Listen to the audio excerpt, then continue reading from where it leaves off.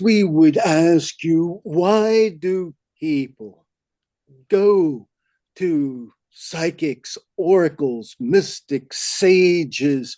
For what reason is it that they turn to seers and others in their times of crisis or in their times of need?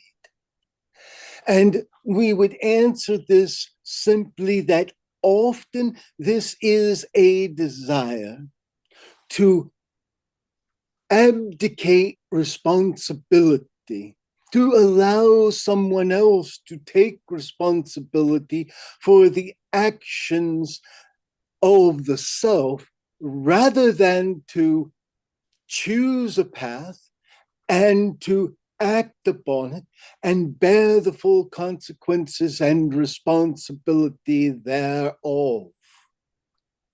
Now, why should we even think to mention such a thing when we are about to tell you about world events and what is occurring and what has occurred?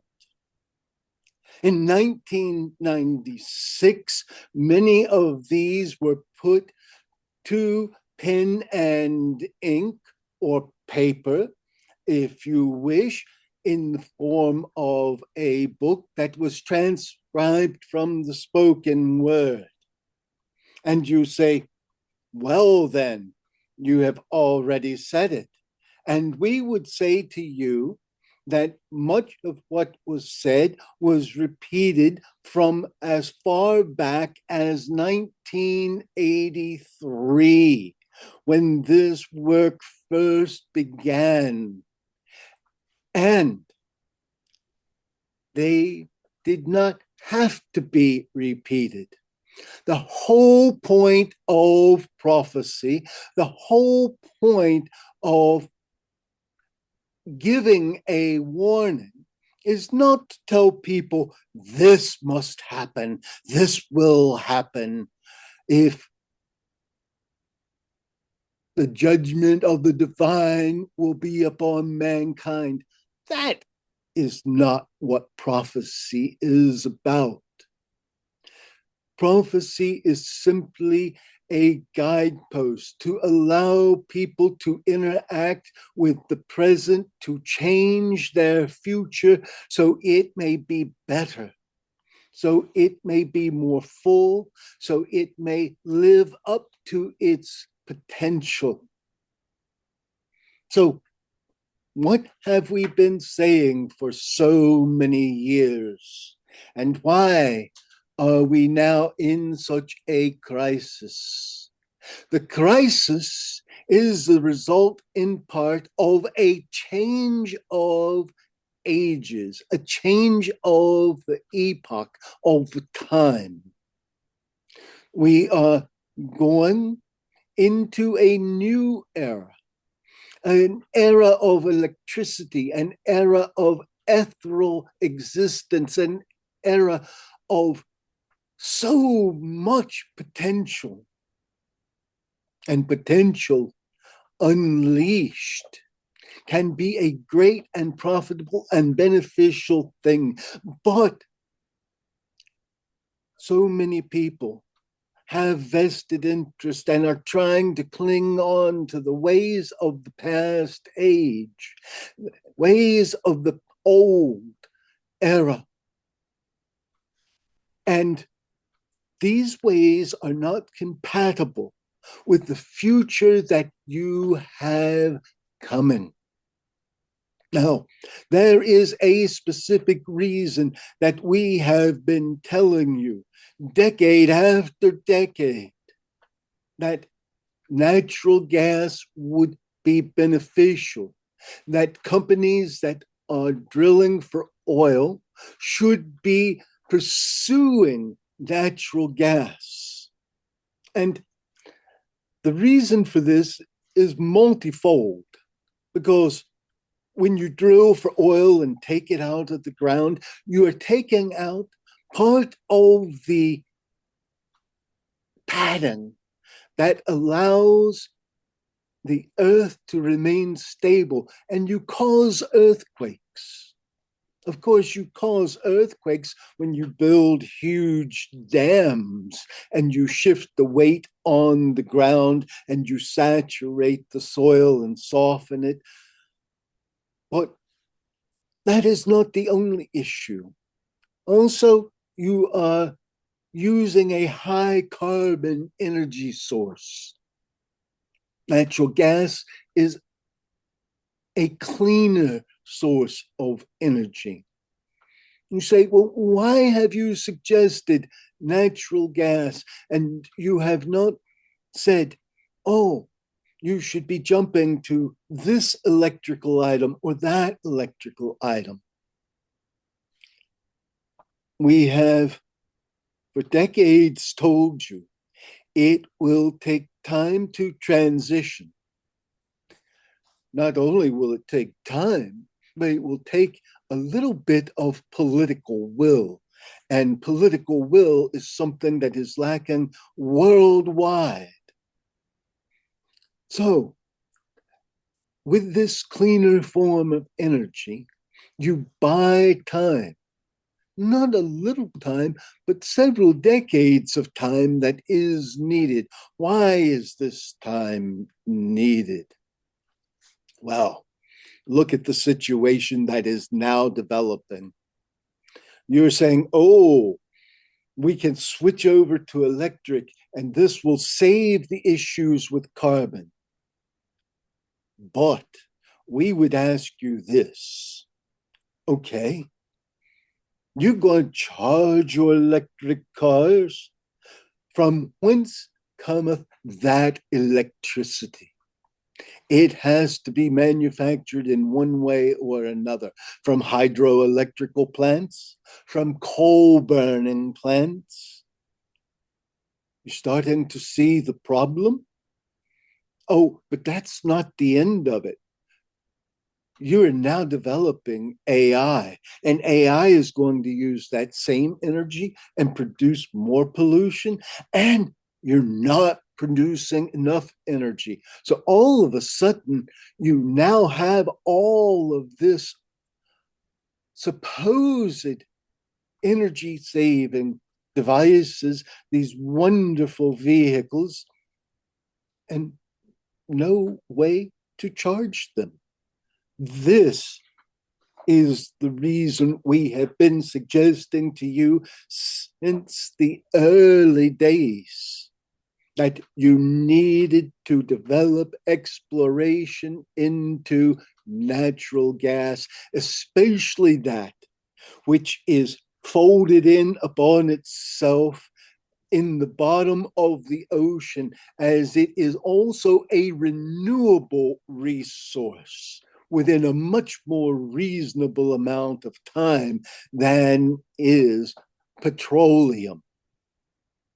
You understand that the development of alternate sources of energy via wind, via solar, are still very important, but these can only occur at a certain speed or pace, and they cannot occur fast enough or produce enough energy to supply what is needed by the growing human population.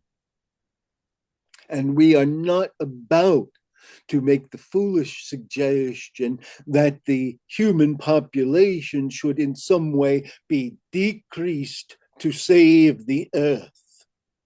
For in truth, the earth could bear many times the amount of people that currently reside upon it. What it cannot bear is the greed of some individuals living at the expense of all of the other individuals.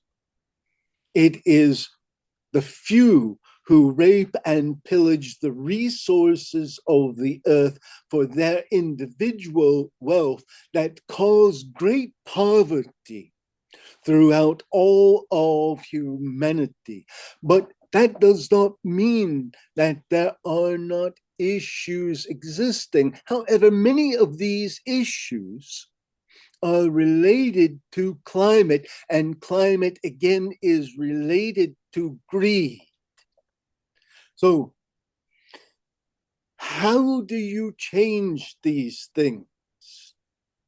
Well, to start with, this existential crisis can be totally avoided with minor changes, but real changes. And the changes have to be made if the crisis is to be avoided.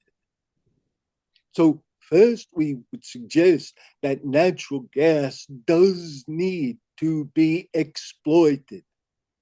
Second, we would say to you that you need to continue developing the alternate forms of energy.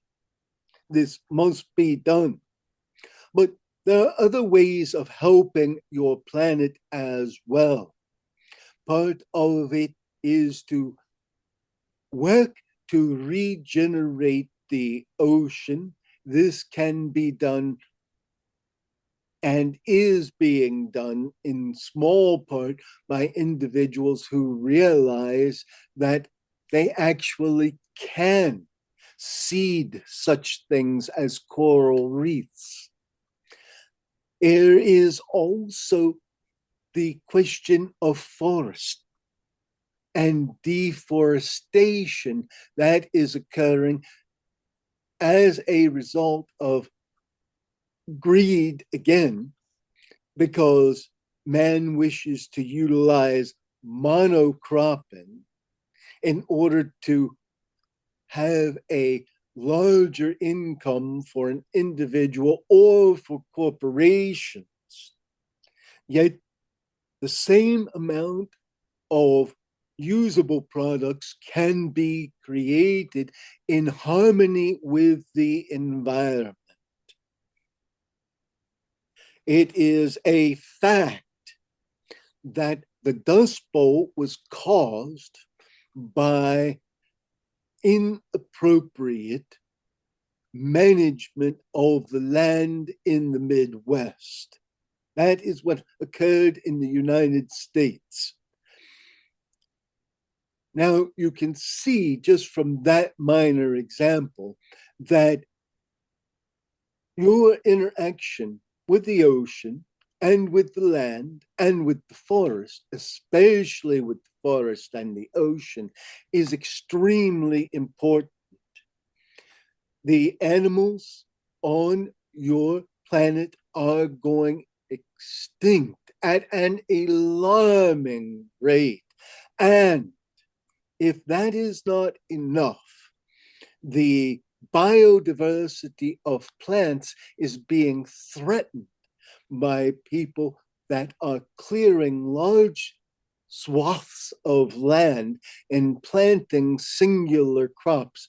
Oh, yes, there will be small amounts of biodiversity within that area, but the harm that has been done is extensive, and it alters rainfall patterns, it alters the heat of the earth, it alters the weather, and the weather becomes not just hotter or colder, but becomes more severe, more dramatic. It becomes more changeable and more fickle as you alter the very makeup of your environment. So we encourage you now as individuals and as nations to think about the biodiversity and the preserving of oceans, the preserving of forests, the preserving of beaches, and the protection of animals. And where animals have been destroyed or driven to near extinction, you will find that by reintroducing them, by bringing them back, you will change the balance of not only the fauna, but the flora as well, for the two are interrelated. And in so changing, you will change the high and low pressure systems, which in turn will create changes in rainfall and snow and other weather events. It is all interrelated. You cannot simply destroy one area and think it will not have an impact on another area. That would be like you saying that you could put a cancer on your head and it would never affect the rest of your body. It would. It would spread, and at some point it would mastatize in such a way that it would kill your body. That is the nature of cancer, and the destruction that you do to your environment, yes, that is basically like a cancer upon your earth. Now, these are not the only things that we have been saying to you since the early 80s, for we have spoken to you of many different things. We have told you that Europe would again unite to become a true superpower, and that the US would lose its preeminence amongst the nations. We have told you that there is the possibility of limited nuclear warfare. And you see now how that could be provoked even with Iran. There are so many issues that people are just not willing to address. Oh, they would be happy if some prophet would say, oh, there will be this war or there will be that war. Then the politicians could wring their hands and say, well, it's not our fault. We say to you clearly, it is the fault of all of those involved, postponing decisions for their own personal gain or for the gain of party or power. It is by this means that the climate has been destroyed, and it is by this means that war comes. And this is the way in which we have warned you that there would be a shifting of powers, and that you even see such occurring now. So rather than say to you, this is what is occurring, that is what is occurring, we are going to say to you, what is the practical way to deal with this? How can these changes be made that are necessary? And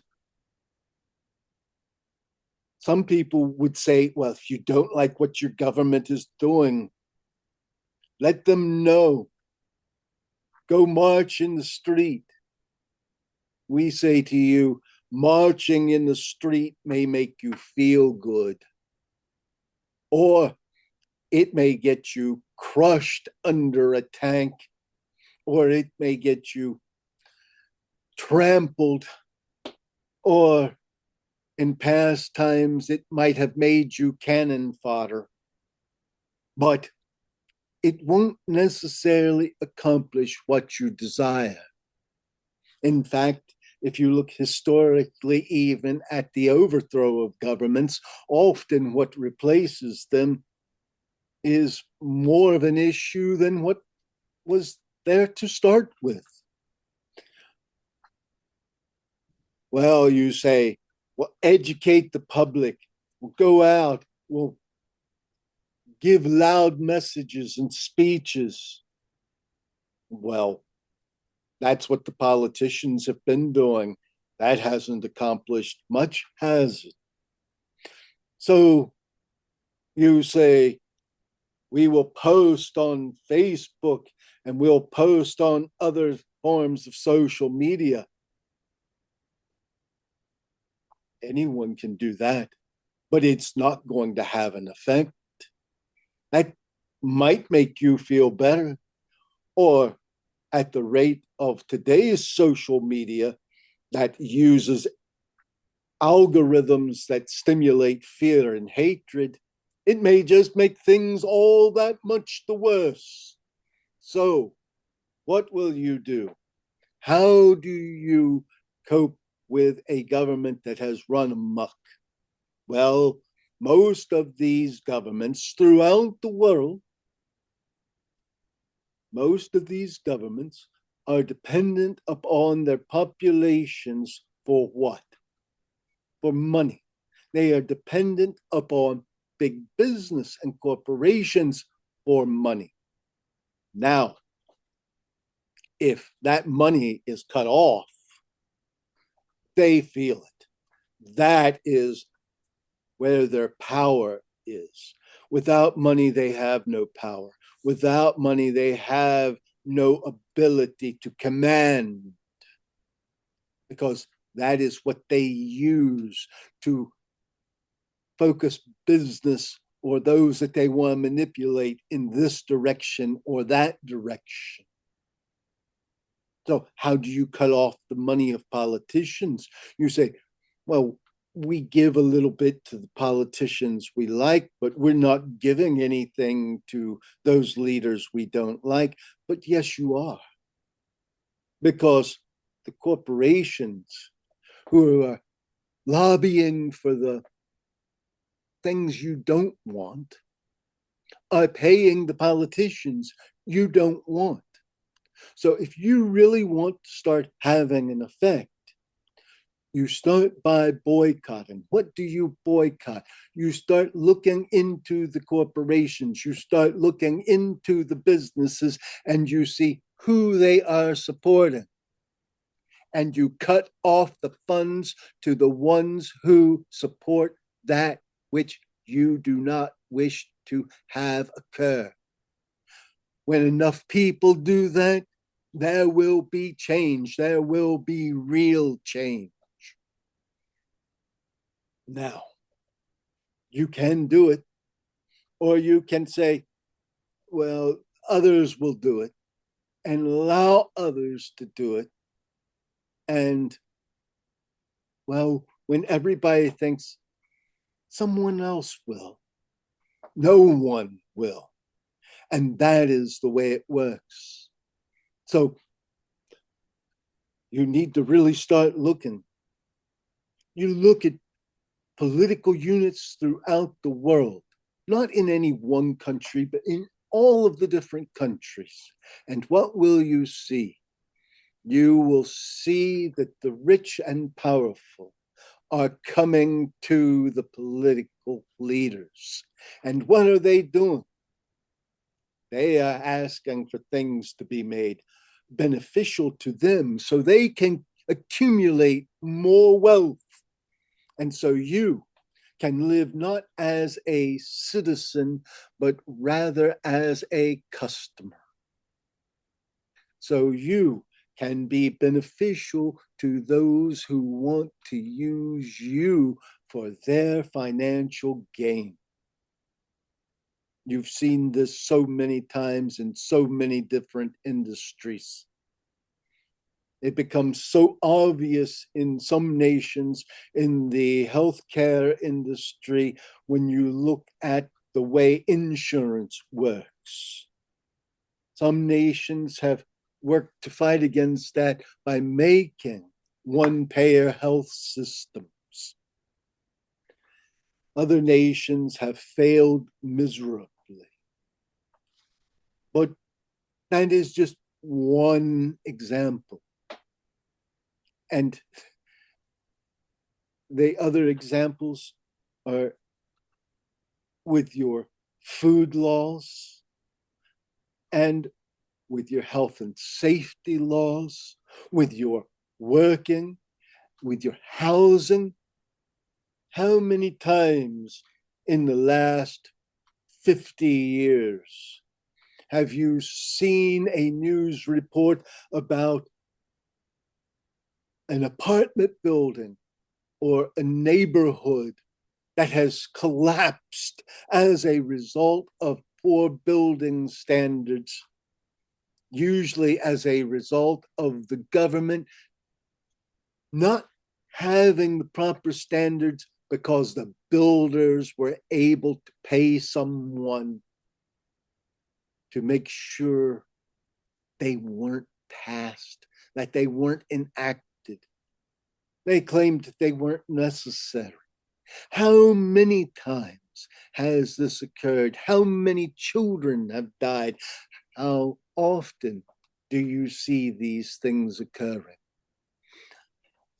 And people go, if we just had a strong leader to fix this. Well, that has happened many times. And what happens when you say, if we only had a strong leader? You get a strong leader. That is called fascism. And sometimes, if you're lucky, it works for a short while. The problem is with any government, democratic, republic, kings, queens, dictatorships, the government is only as good as the leaders are. The government will never surpass the integrity of the leaders. Sometimes, usually even, it will fail to reach the integrity of the leaders. And if the leaders lack integrity, which all forms of government devolve to eventually, if the leaders lack integrity, the government starts to devolve. Now, back to the unification of Europe. So many people have said, such is not possible, such is not possible. We will tell you this. If 50 states can form a United States, 50 sovereign governments within one government, then surely the governments of Europe can do so. For it is the same equivalence. It is the way it will be. It is the necessity, and you already see the unified finances, and now you see a strong trading bloc being built that will be dominant throughout the world. Now, do not misunderstand. They will not be the only dominant feature in the world. But we've already told you time and time again that Russia intends to re-expand. You say, oh, are you talking about one individual? No, we're talking about an energy. We're talking about a consciousness of a full country. It old empire desires are reaching back to the old ways. Now, some of you may think, oh, well, that's not much of a problem, but we've warned you since 1983 that Russia and Iran would be the issues of the world in the near future. It will not last forever, but for the immediate, they are the gravest danger. Some of you will say, oh, but China poses a huge threat, and we will tell you this quite simply. China has the economic capacity to conquer without having to use military force. China is an economic power to be reckoned with. It has its internal problems, just like every other nation. But if there is one nation that seeks stability and one nation that seeks to prevent nuclear activity, it is China. They have no desire to see rogue nations going about with nuclear arms. So fear them if you wish, but understand they are what stands between you and actual real nuclear warfare. Now, how does all of this affect you on a personal basis? Well, it affects you in several ways. If you live in an area where there are protests, we'll tell you it may make you feel good. You may feel a bond with your fellow neighbors if you go out and protest.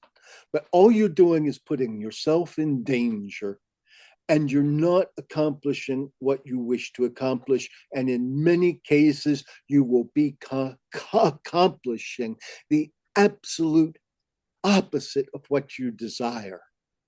You'll be actually giving your governments, local, state, or federal, a reason to use force. You likewise will say, oh, I want to share my thoughts. Well, if you want to share your thoughts, we will say this to you. Don't share your thoughts when they pop into your head. Don't say, oh, I'll go online and write anything I think. Don't write when you're angry. Don't write when you hurt. Don't write when you feel wrong. Sit back and think. Think about positive things in life and what can be done positive to make the situation better. And when you contribute in a positive way, not in a negative way. Negativity and fear are driving anger, and anger is ripping humanity apart. It is ripping nations apart, it's ripping families apart, and it is ripping your global community apart. And it is foolish and unnecessary. So then you look at people who are different. They're of a different skin color. They're of a different faith or religion. And we would say this to you. There is but one race of humanity upon this earth. It is the human race. There is but one true religion. It is love.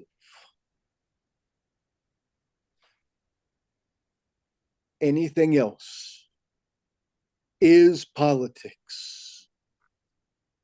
Love yourself, love the world in which you live, and give it the respect you would give yourself. Love your neighbor, love your fellow human. And when we say love the earth, love the trees, love the flowers, love the animals, love it all, because you are part of it. And ultimately, whatever you do that is destructive to your environment or to another person is destructive to yourself.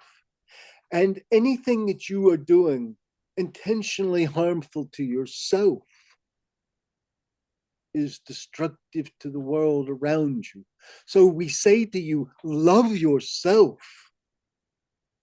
love your neighbor, love your world.